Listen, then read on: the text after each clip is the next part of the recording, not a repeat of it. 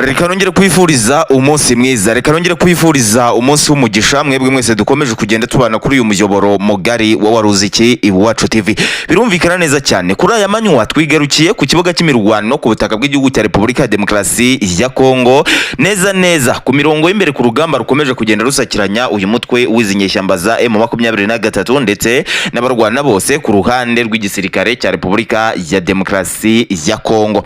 N'amakuru menshi cyane tugiye kuba tugarukaho akomeje kugenda arebana n'itaha ry'izi nyeshyamba z'uyu mutwe wa M23 ndetse no kuba M23 ikomeje kugenda ikura ingabo zayo mu bice byinshi bitandukanye ahangaha mu burasirazuba bw'iki gihugu cya Repubulika ya Demokarasi ya Kongo. Iyi ni ingingo ya mbere amakuru yacu ari buze kugenda yibandaho, ariko kandi muraza kunyemerera twerekeze mu kimwaro gikomeye cyane cy'izi nyeshyamba z'uyu mutwe wa M23 ndetse n'abayobozi b'izi nyeshyamba z'uyu mutwe wa M23. Abayobozi b'izi nyeshyamba z'uyu mutwe wa M23 baragiye barirara bumva ko icyabo ari ukohereza imbunda nyinshi ahangaha mu burasirazuba bw'iki gihugu cya Repubulika ya Demokarasi ya Kongo, ndetse bakanahamagara ku matelefone bakavugisha abo bashinze imirimo mu burasirazuba bw'iki gihugu cya Repubulika ya Demokarasi ya Kongo. None ikiri kuba kugeza amagingo aya ngaya reka nze tukigarukeho ku buryo burambuye. Muraza kunyemerera amakuru yacu n'ubundi tuyakomereze ahantu hitwa muri teritwari ya Uvira. Muri teritwari ya Uvira naho kugeza magingo aya ngaya ndagira ngo nkubwire ko ibintu bitameze neza ku ruhande rw'izi nyeshyamba z'uyu mutwe wa M23. Hari ibihuha nakomeje kugenda mbona bivuga ko ahantu hitwa muri Uvira ku munsi w'ejo haguye imirambo myinshi cyane y'igisirikare cy'abarundi, ariko ibingibi nabyo ndabikubwira ku buryo bukomeye cyane. Nkubwire ni ingabo z'abarundi mu by'ukuri koko zarapfuye, ariko nta ngeri y'ingabo z'inyeshyamba z'uyu mutwe wa M23 zaguye ahangaha muri iyi Uvira. Ndakubwira ko ibitero byari bigabwe n'izi nyeshyamba z'uyu mutwe wa M23, ariko bikarangira ibi bitero nta kintu bifashe. Turagaruka ku barwanyi baguye muri ibi bitero by'izi nyeshyamba z'uyu mutwe wa M23 b'abarundi, ariko kandi tugaruke kuri benshi baguye nyine kwihagarirwa ry'ibi bitero by'izi ngabo za M23. Muri make turagaruka ku basirikare ba M23 baguye muri uru rugamba, bikaza kugenda binarangira rwose inyeshyamba z'uyu mutwe wa M23 zitisubije ibice zari zigamije kwisubiza ahangaha muri teritwari ya Uvira. Aya makuru nayo ndayakubwira ku buryo burambuye. Noneho reka mbasabe kugaruka ku makuru yacu ku buryo burambuye, ariko ndabanza mbasabe gukora subscribe, mu commenting, mu liking ndetse mu sharing kugira ngo amakuru yacu ajya akomeza kugenda abageraho gatanu kuri kagenzi kako. Mu by'ukuri nkomeje kugenda mbashishikariza kwinjira muri groupe ya WhatsApp. Abantu mudukurikiye mutarinjira muri iyi groupe ya WhatsApp, mwumve ko muri gucikwa n'ibintu byinshi, muri gucikwa n'amafoto yo ku mirongo y'imbere ku rugamba, muri gucikwa video zo ku mirongo y'imbere ku rugamba. Ibirenze ibyo ngibyo muri gucikwa, mwakabaye muri kuganira n'abaturage bo mu burasirazuba bw'iki gihugu cya Repubulika ya Demokarasi ya Kongo, bababwira uburyo situation zimeze, bababwira uburyo ku mirongo y'imbere ku rugamba bimeze. Wowe rero niba mu by'ukuri utaragera muri iyi groupe ya WhatsApp, reka nkubwire ko ushobora kujoininga iyi groupe ya WhatsApp.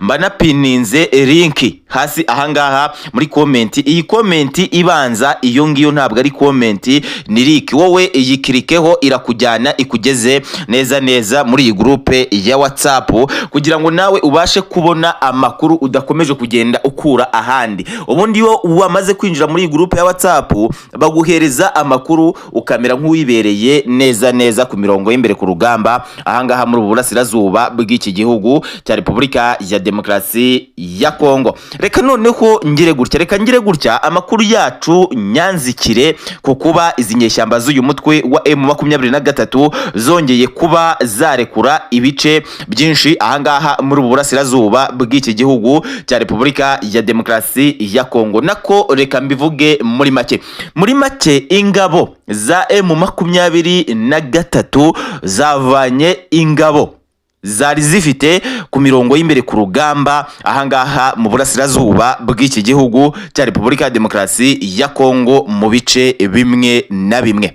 Noneho aya makuru rero reka nyakomereze kukuba abayobozi ba M23 baragiye barirara bavuga ko bakomeye cyane, bakumva uwitwa General Sultani Emmanuel Makenga ari kugenda afata ibice byinshi cyane ahangaha muri burasirazuba bw'iki gihugu cya Repubulika ya Demokarasi ya Kongo, bakagenda bakirara icyabo bakumva ari ukohereza ingabo ahangaha muri burasirazuba bw'iki gihugu cya Repubulika ya Demokarasi ya Kongo, ari ukohereza indege z'intambara, ari ukohereza imodoka z'intambara, ari ukohereza imbunda z'intambara. None ibyo bohereje kugeza aka kanya, kugeza magingo aya ngaya, ibyo bohereje biri kugenda bibagarukira mu gihugu cyabo, bari kubipakira amamodoka, bari kubipakira izo ndege zikabasanga mu bihugu byaje biturukamo. Ibi bintu biteye agahinda ku ruhande rw'aba bayobozi ba M23 bakuru. Buriya ntimuzarebe uwo bita Generali Emmanuel Sultani Makenga, ntimuzarebe aba ba Colonel Nanga, ntimuzarebe ba Bertrand Bisimwa, ntimuzarebe ba Lawrence Kanyuka ngo mugire ngo aba ni abayobozi ba M23.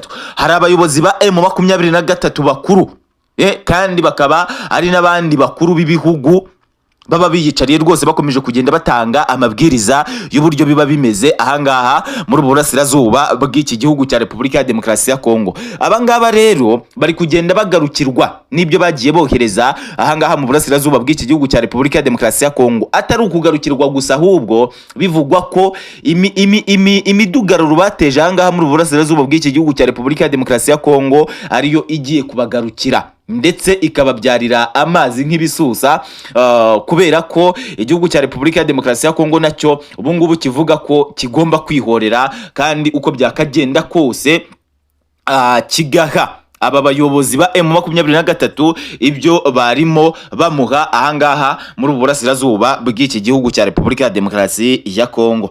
Aya makuru reka nayo nyasige, ahubwo munyemerere twigere ahantu hitwa muri teritwari ya Uvira. Ahantu hitwa muri teritwari ya Uvira ejo inyeshyamba z'uyu mutwe wa M23 zagize gutya mu by'ukuri zigaba igitero, ndetse cyari igitero kiremereye aho haguyemo abasirikare bagera kuri 5 b'abarundi, ariko haza kugwa abasirikare bagera kuri 45 bizi nyeshyamba z'uyu mutwe wa M23. Hari benshi nakomeje kugenda mbona bavuga ko inyeshyamba z'uyu mutwe wa M23 zamaze kwigarurira Uvira kubera iki gitero zagabye muri Uvira ku munsi w'ejo. Ariko reka mbabwire ni ahangaha muri Uvira n'ubundi hafitwe n'ingabo z'abarundi ku buryo bukomeye cyane, nta nubwo ziteganya kuharikura, kubera ko baravuga ko izi nyeshyamba z'uyu mutwe wa M23 uko zakwigira kose, uko zakwigira akarakajyaho kose, zitagomba guhirahira zifata uyu mujyi wa Uvira, ngo zizagende zizenguruke ahantu hose, zifate ibice byinshi, zifate nizishake zizagende zigere i Kinshasa. Ariko abarundi bobo ubwabo barivugira ko bidashoboka kuba izi nyeshyamba z'uyu mutwe wa M23 zafata iyi Uvira. Ariko nubwo zitayifata zozo ntabwo zikomeje kugenda zibyiyumvisha, ahubwo zikomeje kugenda zihagwa ari nyinshi cyane. Aya makuru nayo reka nyaveho, ahubwo munyemerere twigerere ahantu hitwa Ibukavu. Byakonfirmwe ko Ibukavu inyeshyamba z'uyu mutwe wa M23 zivanye ku mirongo y'imbere ku rugamba, kubera ko ntabwo twavuga ko urugamba bari bamaze iminsi bahanganamo n'izi ngabo z'abarundi ari rwo rwaba rwarabakuye ahangaha muri burasirazuba bw'iki gihugu cya Repubulika ya Demokarasi ya Kongo. Uti ndabivugaho iki rero? Ikintu nabivugaho kugeza magingo aya ngaya nuko izi ngabo za M23 zivanye ku mirongo y'imbere ku rugamba mu gihe barimo bapakira imizigo yabo ngo bave ahangaha mu burasirazuba bw'iki gihugu cya Repubulika ya Demokarasi ya Kongo. Ariko reka mwimbibwirire mw'abakongomani mwe, mw'abarundi mwe, mw'abanyarwanda mwe, mw'abagande mwe, bantu munkurikiye muri Kenya, bantu munkurikiye muri Tanzania, bantu munkurikiye muri kwisi hose, badiaspora munkurikiye, reka mbabwire ko nubwo twabonye ingabo z'u Rwanda ku munsi uhari ku itarike, ubwo hari ku itarike 17 nibwo byatangiye. Reka mbabwire nti ibi ngibi ntimuze kugira ngo mu by'ukuri koko iyi M23 ifite gahunda yo gutaha, ahubwo iyi ni gahunda yo kuba yaza ari nshya, yaza imeze neza, mu gihe aba banyarwanda bavuga ko noneho bahavuye ku mugaragaro batakiri ahangaha mu burasirazuba bw'iki gihugu cya Repubulika ya Demokarasi ya Kongo. None se mwagira ngo ziriya modoka zigera kuri 3 nabonye kandi nazo zitarimo abasirikare bahagije, nibo basirikare ba M23 bari ahangaha mu burasirazuba bw'iki gihugu cya Repubulika ya Demokarasi ya Kongo? Wapi! Reka nongere kwifuriza umunsi mwiza, reka nongere kwifuriza umunsi w'umugisha mwebwe mwese dukomeje kugenda tubana kuri uyu muyoboro mugari wa Waruziki Iwacu TV. Birumvikana neza cyane kuri aya manywa twigarukiye ku kibuga cy'imirwano ku butaka bw'igihugu cya Repubulika ya Demokarasi ya Kongo, neza ku mirongo y'imbere ku rugamba rukomeje kugenda rusakiranya uyu mutwe w'izinyeshyamba za M23 ndetse n'abarwana bose ku ruhande rw'igisirikare cya Repubulika ya Demokarasi ya Kongo. N'amakuru menshi cyane tugiye kuba tugarukaho akomeje kugenda arebana n'itaha ry'izi nyeshyamba z'uyu mutwe wa M23 ndetse no kuba M23 ikomeje kugenda ikura ingabo zayo mu bice byinshi bitandukanye ahangaha mu burasirazuba bw'iki gihugu cya Repubulika ya Demokarasi ya Kongo. Iyi ni ingingo ya mbere amakuru yacu ari buze kugenda yibandaho, ariko kandi muraza kunyemerera twerekeze mu kimwaro gikomeye cyane cy'izi nyeshyamba z'uyu mutwe wa M23 ndetse n'abayobozi b'izi nyeshyamba z'uyu mutwe wa M23. Abayobozi b'izi nyeshyamba z'uyu mutwe wa M23 baragiye barirara, bumva ko icyabo ari ukohereza imbunda nyinshi ahangaha mu burasirazuba bw'iki gihugu cya Repubulika ya Demokarasi ya Kongo, ndetse bakanahamagara ku matelefone bakavugisha abo bashinze imirimo mu burasirazuba bw'iki gihugu cya Repubulika ya Demokarasi ya Kongo. None ikiri kuba kugeza magingo aya ngaya reka nze tukigarukeho ku buryo burambuye. Muraza kunyemerera amakuru yacu n'ubundi tuyakomereze ahantu hitwa muri teritwari ya Uvira. Muri teritwari ya Uvira naho kugeza magingo aya ngaya ndagira ngo nkubwire ko ibintu bitameze neza ku ruhande rw'izi nyeshyamba z'uyu mutwe wa M23. Hari ibihuha nakomeje kugenda mbona bivuga ko ahantu hitwa muri Uvira ku munsi w'ejo haguye imirambo myinshi cyane y'igisirikare cy'abarundi, ariko ibi ngibi nabyo ndabikubwira ku buryo bukomeye cyane. Nkubwire ni ingabo z'abarundi mu by'ukuri koko zarapfuye, ariko nta ngeri y'ingabo z'inyeshyamba z'uyu mutwe wa M23 zaguye ahangaha muri iyi Uvira. Ndakubwira ko ibitero byari bigabwe n'izi nyeshyamba z'uyu mutwe wa M23, ariko bikarangira ibi bitero nta kintu bifashe. Turagaruka ku barwanyi baguye muri ibi bitero by'izi nyeshyamba z'uyu mutwe wa M23 b'abarundi, ariko kandi tugaruke kuri benshi baguye nyine kwihagarirwa ry'ibi bitero by'izi ngabo za M23. Muri make turagaruka ku basirikare ba M23 baguye muri uru rugamba, bikaza kugenda binarangira rwose inyeshyamba z'uyu mutwe wa M23 zitisubije ibice zari zigamije kwisubiza ahangaha muri teritwari ya Uvira. Aya makuru nayo ndayakubwira ku buryo burambuye. Noneho reka mbasabe kugaruka ku makuru yacu ku buryo burambuye, ariko ndabanza mbasabe gukora subscribe, mu commenting, mu liking ndetse mu sharing kugira ngo amakuru yacu ajya komeza kugenda abageraho gatanu kuri kagenzi kako. Mu by'ukuri nkomeje kugenda mbashishikariza kwinjira muri groupe ya WhatsApp. Abantu mudukurikiye mutarinjira muri iyi groupe ya WhatsApp, mwumve ko muri gucikwa n'ibintu byinshi, muri gucikwa n'amafoto yo ku mirongo y'imbere ku rugamba, muri gucikwa video zo ku mirongo y'imbere ku rugamba. Ibirenze ibyo ngibyo muri gucikwa mwakabaye muri kuganira mwakabaye muri kuganira n'abaturage bo mu burasirazuba bw'iki gihugu cya Repubulika ya Demokarasi ya Kongo, bababwira uburyo situasiyo zimeze, bababwira uburyo ku mirongo y'imbere ku rugamba bimeze. Wowe rero niba mu by'ukuri utaragera muri iyi groupe ya WhatsApp, reka nkubwire ko ushobora kujoininga iyi groupe ya WhatsApp, mbanapininze link hasi ahangaha muri comment. Iyi comment ibanza iyo ngiyo ntabwo ari comment, ni link. Wowe iyikirikeho irakujyana ikugeze neza neza muri iyi groupe ya WhatsApp, kugira ngo nawe ubashe kubona amakuru udakomeje kugenda ukura ahandi. Ubundi yo wamaze kwinjira muri iyi groupe ya WhatsApp, baguhereza amakuru ukamera nk'uwibereye neza neza ku mirongo y'imbere ku rugamba ahangaha muri burasirazuba bw'iki gihugu cya Repubulika ya Demokarasi ya Kongo. Reka noneho ngire gutya amakuru yacu nyanzikire ku kuba izi nyeshyamba z'uyu mutwe wa M23 zongeye kuba zarekura ibice byinshi ahangaha muri burasirazuba bw'iki gihugu cya Repubulika ya Demokarasi ya Kongo. Nako reka mbivuge muri make ingabo za M23 zavanye ingabo zari zifite ku mirongo y'imbere ku rugamba ahangaha mu burasirazuba bw'iki gihugu cya Repubulika ya Demokarasi ya Kongo mu bice bimwe na bimwe. Noneho aya makuru rero reka nyakomereze kukuba abayobozi ba M23 baragiye barirara bavuga ko bakomeye cyane, bakumva uwitwa General Sultani Emmanuel Makenga ari kugenda afata ibice byinshi cyane ahangaha muri burasirazuba bw'iki gihugu cya Repubulika ya Demokarasi ya Kongo, bakagenda bakirara. Icyabo bakumva ari ukohereza ingabo ahangaha muri burasirazuba bw'iki gihugu cya Repubulika ya Demokarasi ya Kongo, ari ukohereza indege z'intambara, ari ukohereza imodoka z'intambara, ari ukohereza imbunda z'intambara.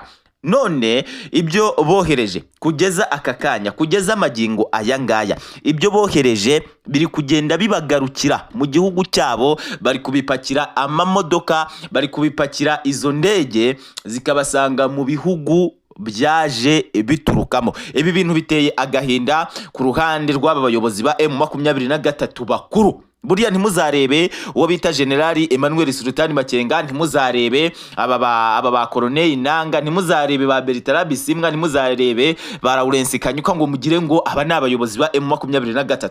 Hari abayobozi ba M23 bakuru, kandi bakaba ari n'abandi bakuru b'ibihugu baba biyicariye rwose bakomeje kugenda batanga amabwiriza y'uburyo biba bimeze ahangaha muri burasirazuba bw'iki gihugu cya Repubulika ya Demokarasi ya Kongo. Abangaba rero bari kugenda bagarukirwa n'ibyo bagiye bohereza ahangaha mu burasirazuba bw'iki gihugu cya Repubulika ya Demokarasi ya Kongo. Atari ukugarukirwa gusa, ahubwo bivugwa ko imidugararo bateje ahangaha muri burasirazuba bw'iki gihugu cya Repubulika ya Demokarasi ya Kongo ariyo igiye kubagarukira, ndetse ikababyarira amazi nk'ibisusa, kubera ko igihugu cya Repubulika ya Demokarasi ya Kongo nacyo ubu ngubu kivuga ko kigomba kwihorera, kandi uko byakagenda kose kigaha aba bayobozi ba M23 ibyo barimo bamuha ahangaha muri burasirazuba bw'iki gihugu cya Repubulika ya Demokarasi ya Kongo. Aya makuru reka nayo nyasige, ahubwo munyemerere twigere ahantu hitwa muri teritwari ya Uvira. Ahantu hitwa muri teritwari ya Uvira, ejo inyeshyamba z'uyu mutwe wa M23 zagize gutya mu by'ukuri zigaba igitero, ndetse cyari igitero kiremereye aho haguyemo abasirikare bagera kuri 5 b'Abarundi, ariko haza kugwa abasirikare bagera kuri 45 bizinyeshyamba z'uyu mutwe wa M23. Hari benshi nakomeje kugenda mbona bavuga ko inyeshyamba z'uyu mutwe wa M23 zamaze kwigarurira Uvira kubera iki gitero zagabye muri Uvira ku munsi w'ejo. Ariko reka mbabwire ni ahangaha muri Uvira n'ubundi hafitwe n'ingabo z'Abarundi ku buryo bukomeye cyane, nta nubwo ziteganya kuharikura, kubera ko baravuga ko izi nyeshyamba z'uyu mutwe wa M23 uko zakwigira kose, uko zakwigira akarakajyaho kose, zitagomba guhirahira zifata uyu mujyi wa Uvira, ngo zizagende zizenguruke ahantu hose, zifate ibice byinshi, zifate nizishake zizagende zigere i Kinshasa. Ariko Abarundi bobo ubwabo barivugira ko bidashoboka kuba izi inyeshyamba z'uyu mutwe wa M23 zafata iyi Uvira. Ariko nubwo zitayifata zozo ntabwo zikomeje kugenda zibyiyumvisha, ahubwo zikomeje kugenda zihagwa ari nyinshi cyane. Aya makuru nayo reka nyaveho, ahubwo munyemerere twigerere ahantu hitwa Ibukavu. Bya konfirmwe ko Ibukavu inyeshyamba z'uyu mutwe wa M23 zivanye ku mirongo y'imbere ku rugamba, kubera ko ntabwo twavuga ko urugamba bari bamaze iminsi bahanganamo n'izi ngabo z'abarundi ari rwo rwaba rwarabakuye ahangaha muri uburasirazuba bw'iki gihugu cya Repubulika ya Demokarasi ya Kongo. Uti ndabivuga hiki rero, ikintu nabivugaho kugeza magingo aya ngaya nuko izi ngabo za M23 zivanye ku mirongo y'imbere ku rugamba mu gihe barimo bapakira imizigo yabo ngo bave ahangaha mu burasirazuba bw'iki gihugu cya Repubulika ya Demokarasi ya Kongo. Ariko reka mwimbibwirire mw'abakongomani mwe, mw'abarundi mwe, mw'abanyarwanda mwe, mw'abagande mwe, bantu munkurikiye muri Kenya, bantu munkurikiye muri Tanzania, bantu munkurikiye muri kwisi hose, badiaspora munkurikiye, reka mbabwire ko nubwo twabonye ingabo z'u Rwanda ku munsi uhari ku itarike, ubwo hari ku itarike 17